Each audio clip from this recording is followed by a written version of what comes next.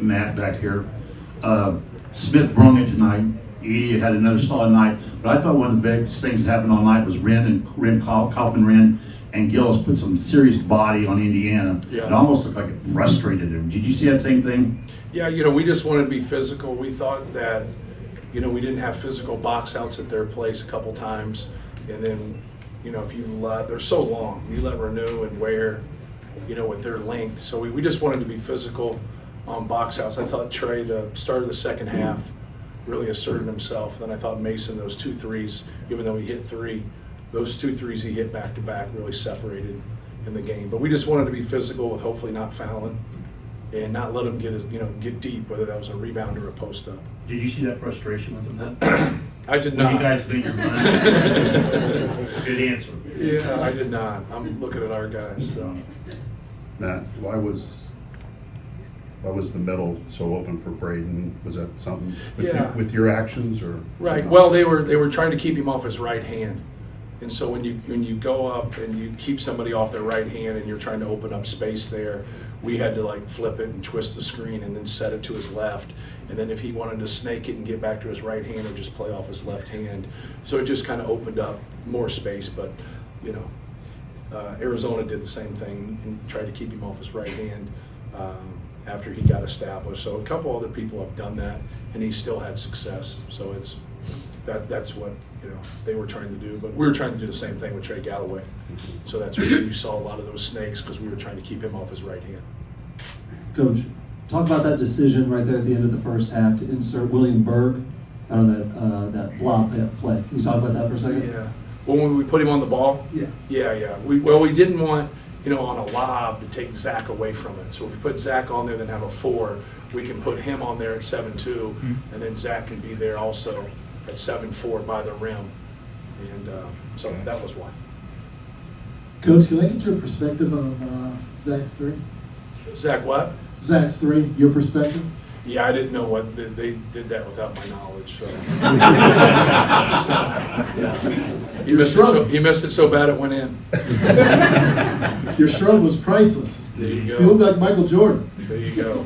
Yeah, he deserves it though. He deserves it. He comes every night and he competes and he plays hard, and you're always kind of just waiting for him not to one night just have it.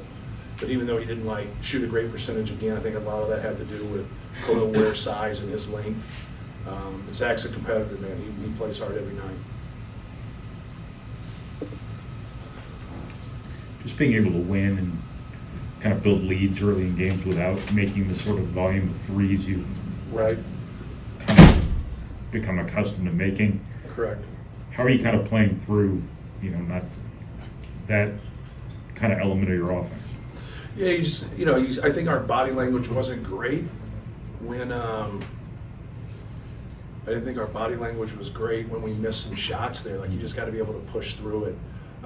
But when you don't make shots, that's who you are. Can you still win? Can you still win games? So I thought our guys pushed through it, and we defended pretty well.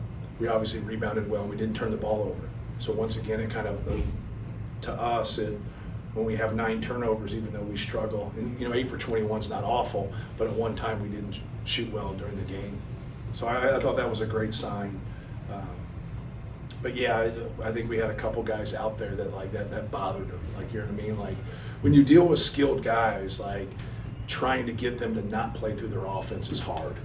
They just feel that. So you can't let it affect. If my shot's not going down, I still got to defend. I still got to rebound.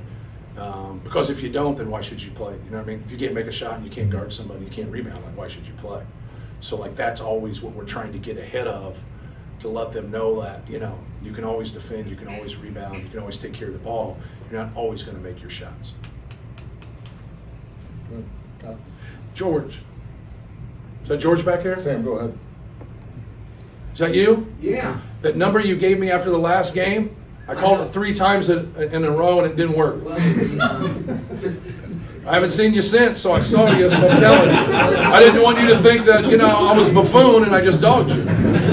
Do we even want to know what that number would be? It kept going through, it just kept. Yeah, I know. Okay. I was going to I just didn't want you to think that, I big timed you. I tried 3 times on the bus. There you go. It's all right. I didn't want to do it anyways, but I was just being a friend. So, Thanks for being honest. yeah. Matt, aside from their first 5 possessions where I think they got fouled once and got 4 pretty easy buckets, did Yeah. you feel like this was a game where you had a lot of progress defensively? I did. You know, when everything can kind of get amplified from somebody's last game, and and obviously Trey and Renew both had 25 points. So just like starting there and trying to keep Trey Galloway, who I thought did some good things in the first half. Obviously, he didn't score. I don't think he scored in the second half, but that was just the main thing for us. It's like, let's keep them off the glass. Let's keep them out of transition, but let's make it really hard for Malik Renew. Let's make it really hard for Trey Galloway to get to his right hand. And, I thought we had some success there, not ultimate success. Obviously, getting Renew into foul trouble was a big deal. And that's what we were trying to do with, posting Trey Kaufman in to start the second half. We wanted to go to him and just keep going to him, and then having Zebo on that weak side to rebound because we knew they'd stay one-on-one. Matt, can we touch on that first 5 minutes where defense kind of gave up, I think it was 4 straight field goals. Right. Just what you saw from your defense getting locked in early. Yeah, it was, once again, like when we keep the ball out of the paint, I think good things happen. It doesn't mean we're carte blanche and that's it. But when we can do a better job of not letting the ball get in there through the post or the drive, we have more success.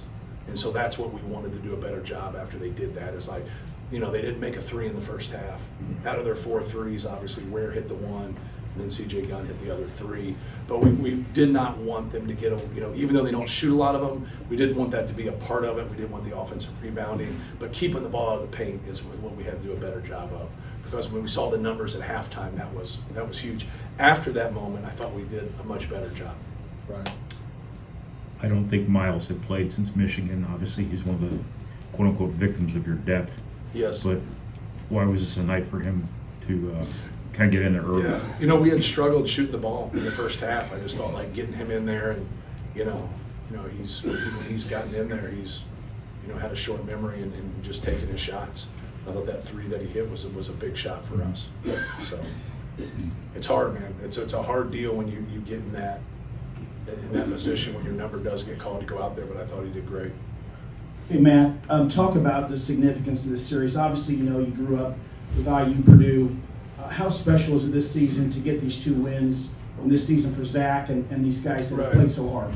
Yeah, well, obviously they swept us last year, even though we won the Big Ten by 3 games. It's they simply outplayed us. Hood Shafino was so good here last year. I think we helped him get to the NBA. The way we defended him. So that was the silver lining of that game, right? But no, trying to guard Trace Jackson Davis, obviously he's done really well for the Warriors in the NBA. Like that was a challenge. And the game here, he didn't score until the 10-minute mark. So if you'd have told me that, I would have said that we'd won the game. But Hood Shafino had played so well, and then Trace scored 10 points, in that last 10 minutes of the second half. But no, it's a great win for our seniors, and more than anything, it gets us, closer to being in position to win a Big Ten championship. Like it's a long road. There's a lot of people that can knock you off. Anybody in our league can beat you. So like just trying to get, one more win, and people look at like winning a championship, but you still got to put yourself in that position. So we just got to keep working towards putting ourselves in that position. But they're talented. I know they don't have the depth because Xavier Johnson in the backcourt, like he really helps them with their depth there. But that front line is talented. I think you see that in Zach going 7 for 15. Like Ware's length bothers people. Angela. Coach, piggybacking off of that, 41 combined points against IU this year. That's the most in the series since 1969. How big of a message does this send and have extra energy does this give you guys moving forward through the season? Yeah, it's not that big a deal. Like we want to live in the world of efficiency, especially from an offensive standpoint. When you hear coaches talk about doing your job, that's what it gets down to, like staying connected. If everybody does their job and everybody stays on the same page, it really helps your connectivity, and now you're not fooling anybody, right? Everybody knows what everybody else is doing, and good defenses and good offenses can get you off that grid. So that's what competition is. Like people will look at the result of what you do, and they'll say, well, why in the hell do you do that? Like It's not 5-on-0. There's another team out there competing, and they're trying to stop you from doing what you want to do. But no, it's really not that big a deal, to be honest with you. It's us trying to get better and just be an efficient offensive, defensive team, and then keep rebounding the basketball. And if we can rebound the basketball, we can take care of the basketball. We put ourselves in a really good position with our personnel. Jed, Casey. Building off that a little bit, Zach with 4 assists and only 1 turnover tonight. Talk about his development, filling out those double teams, and I think IU played him pretty much straight up tonight. Talk about his development and his decision making. Yeah, no, he's a very unselfish player. He doesn't have the build-up of a recruited guy. A lot of times the build-up of a recruited guy thinks about, what's my role, how am I going to play, how many shots I'm going to get. He doesn't have that in between his ears. He just wants to win. So it's real simple. If you're by yourself and you're one-on-one, score the ball. If you're double-teamed, pass it. Don't wait to pass it. You see that double team. So we spend a lot of time working on repost, rotations, and what we're supposed to do when the ball goes in. So he knows. He's still got to pick up eyes and throw the ball to people, but he knows where people are supposed to be depending on how they're going to handle it. We've had people double us and have success. We've had people, stay one-on-one and have success against us.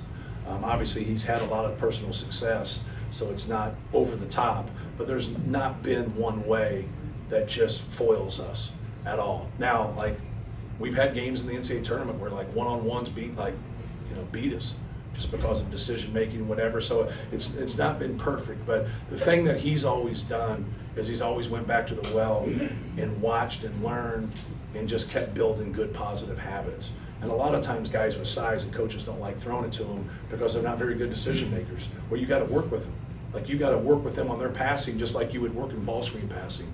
And so we spent a lot of time on him working on what people want to do. They want to come quick double, they want to delay double, they want to come big to big, they want to cover down ball side. There's a lot of different semantics to that can make a guy freeze or make a guy not see it. So pass faking's a big thing, ball faking. So now when you're pass faking and you're pumping that basketball 2 to 3 times, are they playing that lane? Are they holding tight? Are they zoning off? It really allows him to process information and see where people are. But simple wins the race. And so when you get in that situation, anytime you get 2 people on the basketball, get the ball out of your hands. You're automatically in a 4-on-3. And if you've set that up and you've stayed ball side, now you're in a 3-on-2. And so that's what you want. You want advantages. You want 4-on-3s, 3-on-2s. And then if you have good decision makers out there and good shot makers, you should get something pretty good. Casey, last one. Braden had a good game at the rim. He struggled a little bit this year. How has his game evolved and his confidence grown just at the rim making shots? Just taking what they're giving him. A lot of people don't like to come, in the ball screen action detached from Zachary. And so when they do that, now make them stop you. Get to your pull-up, get to the rim, make them stop you. Because when they stop you and they come, now somebody not as big is on him. Right? It just depends on the alignment, whatever. But I thought he did a good job. I thought taking his layups in the first half. He missed a couple in the second half where he should have probably got into his defender a little bit more. So he kept that angle. He shut that one off the backboard in front of us. So, but I thought his reads were good. It's no different than a quarterback's progression. You got your options. You got your second option. You got your third option. Now, if people blitz you or people trap you, you got to back up out of that and get that basketball out of your hands. But when people play a drop, like Indiana played for the most part, now they don't want to stop you. They want you to stop yourself. That's what a drop coverage is. But you force them to stop you. And if they don't, then just shoot your layup or shoot your floater. Kansas City or San Francisco? What was that? Kansas City or San Francisco? Pittsburgh. Steelers, man. Maybe in a couple decades.